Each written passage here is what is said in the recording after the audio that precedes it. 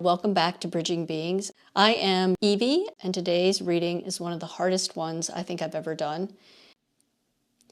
Before we begin today, I want to give everyone a moment to decide if this is the right time to watch this video. In this reading, there are details of animal abuse, physical harm, neglect, and food withholding. And I will not dwell on that or describe it gratuitously, but I will name it, because what L suffered deserves to have his experience acknowledged and the facts known. I just wanted to give a forewarning that if this is something that you're sensitive to, that you maybe skip it. There certainly is no shame in that. The reading will be here if you would like to watch it in the future. If you're staying, I appreciate it. This one matters, so thank you. Before I dig into our reading today for L, I want to take a minute to clear up a misconception some folks may have about how I feel about a horse named China. You may remember China from my previous reading for Clyde. I described her as having crazy ex-girlfriend energy, and I did not mean for that to be unflattering. I sincerely apologize if it was. I have a deep appreciation for China, for all animals actually. However, the energy I pick up from them and how they interact with each other can be very different than how they interact with their human partners, so just bear that in mind. Humans and horses don't always share the same experience of each other.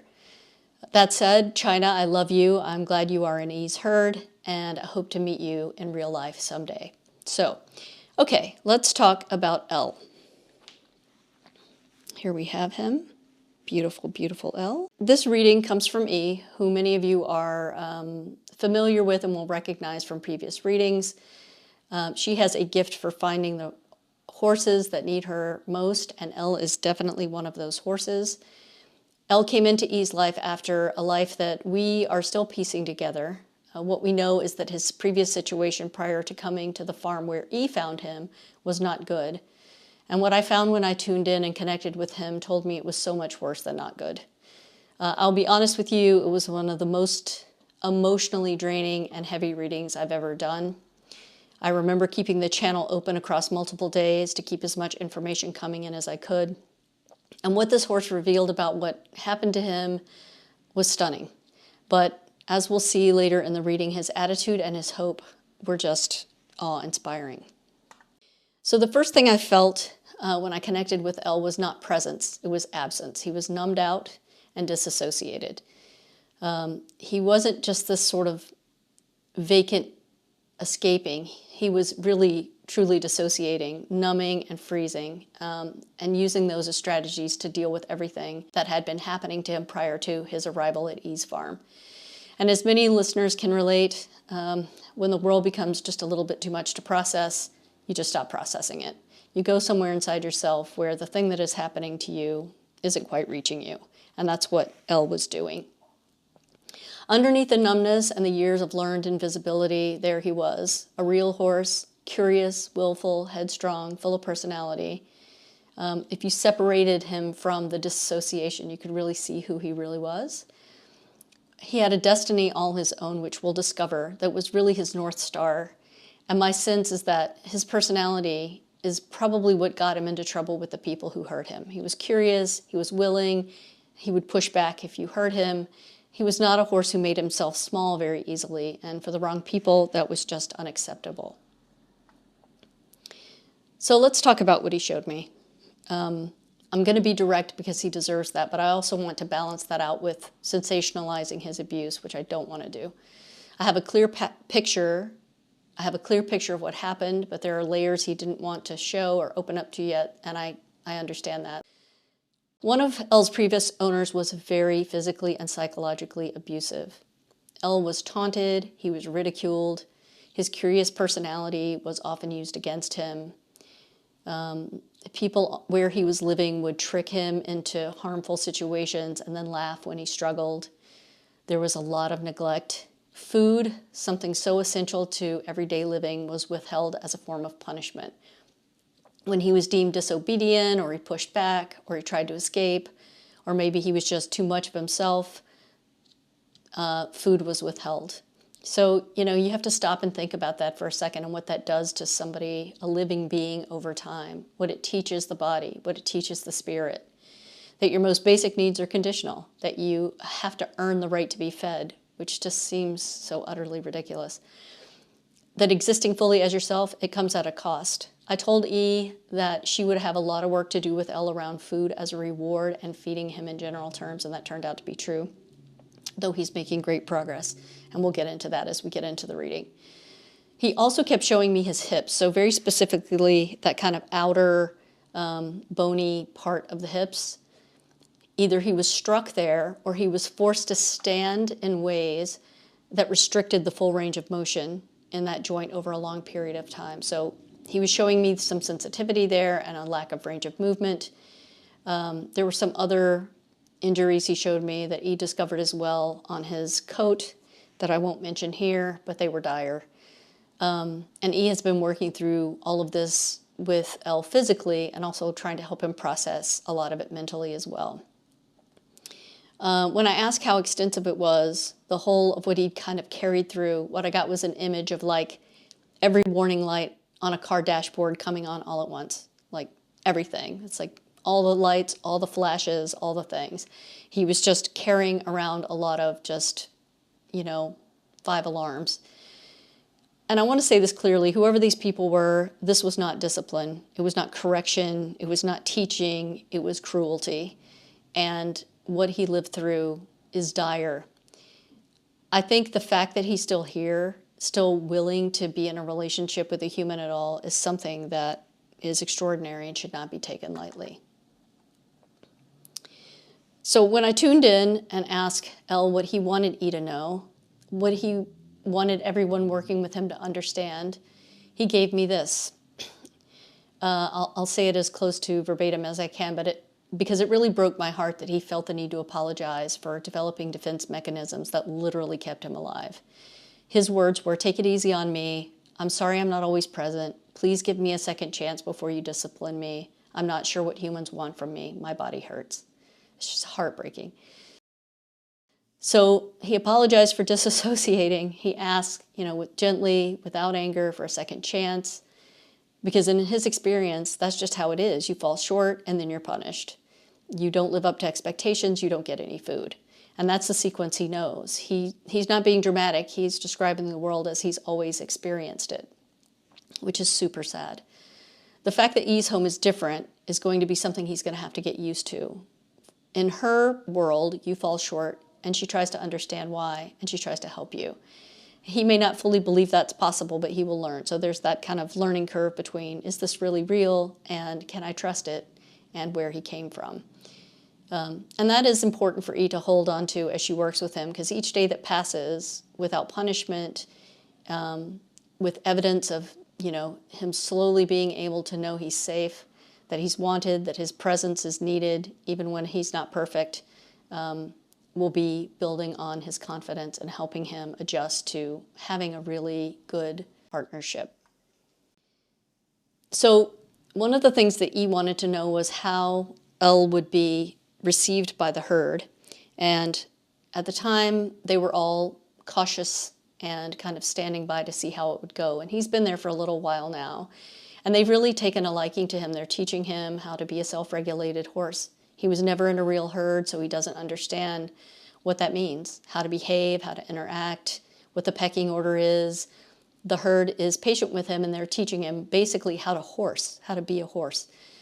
And energetically, they understand what he's been through. They see it in the way he communicates, and they give him grace. So when I read that update to the energy, it's very lovely to read that they are gracious and giving him space. Waco, who's the leader of the herd in particular, is keeping a close eye, because he keeps a close eye on everything. A horse who's not fully present is going to be unpredictable in the herd, and that's Waco's job, is to make sure the herd is safe. So certainly not Waco being unkind, he's just being honest and doing his job, but all seem to be welcoming to L, and that's lovely. I think the most extraordinary thing about the reading that I got from L, and I mentioned earlier that his attitude and hope were awe-inspiring, and I was not exaggerating.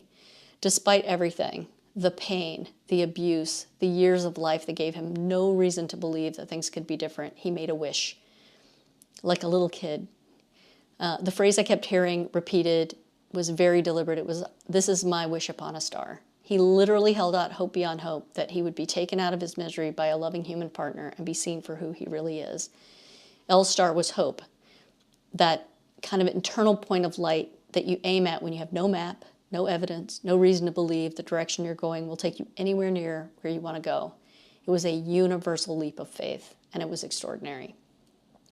You know, L has never been loved well, not once. He has no proof that anything like that was possible, no template for what it would feel like, no memory of a time when humans were kind to him, no data points to suggest that the sequence of pain that he suffered would ever end or end differently. He just had no clue for any of that stuff, but he wished for it anyway. And in the middle of all of that, in the body that hurt and the mind that had learned to let go and go somewhere else to survive, in the life that had taken everything from him and given him back so little, he found something that looked like a North Star. And he aimed at it. And with everything he had, he just wished. And it moved. And I think as we talk about the life lesson that L brings to all of us, it's that wishing upon a star and having hope even when there seems to be no reason to hope.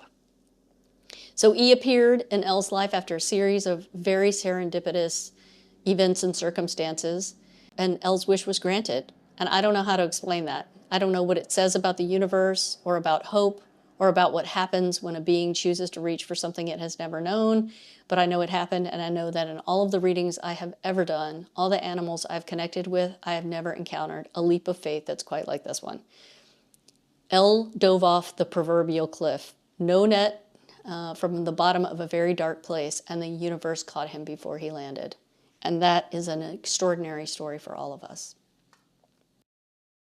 I'm going to pause here before the cards because I want to kind of dig down deeply into those lessons. I think the first lesson is about what trauma does to presence. It backs us out of our lives. You know, L isn't absent because he's broken. He's absent because absence kept him alive. And I think a lot of people can relate to this. When pain is consistent enough and unpredictable enough, the nervous system learns to just check out, to step out of the moment before the moment can hurt you. That's not weakness, it's intelligence. It's the body's way of finding an available exit. But here's what it asks of people who love someone like that. Be patient with the disappearing, and I can relate to this personally. Understand that when people go quiet or they go blank or they seem not to be somewhere you can reach them, it's not rejection. It's just their history kind of catching up to them, and they may be checking out so they can process what's happening. I think the second lesson is about apologizing for not being present or for just, having cracks in your foundation. L asked for a second chance before discipline came. I don't know that he necessarily believed he would get one, but he learned to kind of preemptively try to soften the blow. And how many of us have done that? Apologize for struggling, apologize for being too much or not enough, apologize for a response that was never really a choice. That's tough. So what Elle is learning slowly in E's care is that not every human is keeping score. That presence is not a performance requirement. Love is not conditional on compliance. He does not believe that yet, but he will.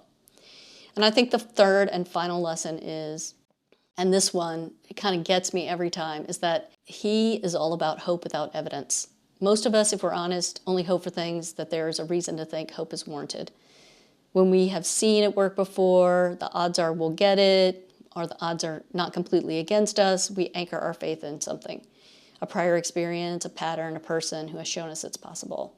Elle had none of that. He lived his entire life, his whole lived experience argued against the thing he was wishing for, and he wished for it anyway.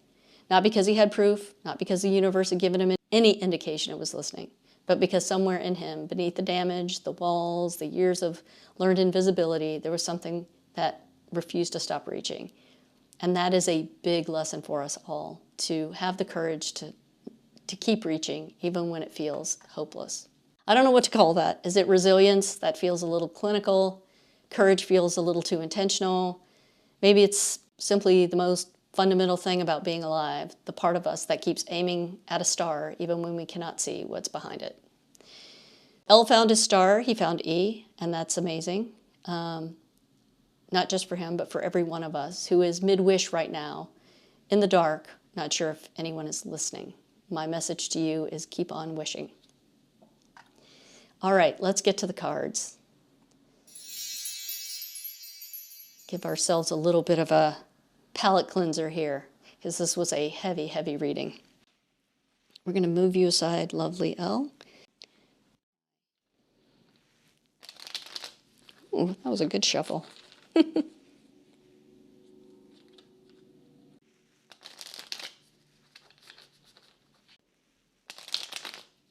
Wow. Okay. Who do we have? We have the hyena, and we have the cosmic egg. Interesting.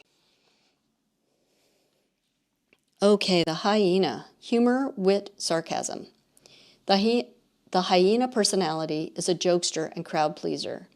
But below the surface, there are unfulfilled dreams to be realized. Oh, wow. When the hyena card appears, it's time to reflect on your reliance on sarcasm and humor to express your truth. Are you using jokes to hide old resentments in relationships or to mask things that you feel uncomfortable discussing? What would happen if you took your goals seriously? When in balance, charming, witty, fun to be around. When out of balance, scrappy, petty, and suspicious. To bring into balance, sobriety. Interesting. Unfulfilled dreams around, it looks like L's dreams are fulfilled. But for us, we could reflect and say, are we using hyena energy to hide behind something that we really wish we could articulate? Are we trying to cover over old resentments and pain with humor? It's a good question, something to reflect on as the week progresses. Okay, the cosmic egg. Completion, harmony, the infinite within the finite. Oh, interesting. The cosmic egg is the final card in the Journey of Animal Spirit deck, and it represents the unfolding of cosmic consciousness. This state emerges after we have tread the path for quite some time, and through self-effort and grace, we experience self-realization. A sense of contentment and oneness spontaneously arise within us, and the veils of our self-limiting beliefs are lifted. When the essence of the cosmic egg has not been activated, we may feel as if we never get there, or that we travel alone, disconnected from others. Even if our encounter with this card is brief, appearing as a momentary glimmer or flash of interconnectedness, its potent energy stays with us. The cosmic egg is ready for the fragmentation of modern life. It's through the power of this card that we are reminded of the cosmic contract written at the beginning. We hold on to the life, and life holds on to us. The journey is complete, but it does not end. Wow. What a powerful message, especially given this story and L's journey and E's journey to actually find him, and the whole serendipitous lot of things that came together to bring them to each other. What a fitting end. Well, to follow up, just so everyone knows, L is perfectly safe now. He's with E. She is working with him, helping him mentally, physically. He is fitting right in with the herd. He is learning how to horse, and it's a beautiful thing to see. I get video updates all the time. He's put on a lot of weight. He was very, very skinny when he first came to her farm, and he is looking very good these days. So very happy for his current state and that his wish came true, wishing on a star. So if this reading moved you, and I hope it did, it certainly did me, please leave a comment. If you know someone who loves animals or who needs to hear something today about hope, please share this with them. If you would like to request a reading of your own for your own animal companion, you can reach me at bbeings411@gmail.com. The full instructions for booking are right here in the video description, so everything you need is right there. And if you haven't already, please subscribe and like and hit the bell so you don't miss a reading. Every animal I connect with has something interesting to say and worth hearing, so I don't want you to miss a message. Until next time, keep listening. Our animal partners have so much to say. Have a great week.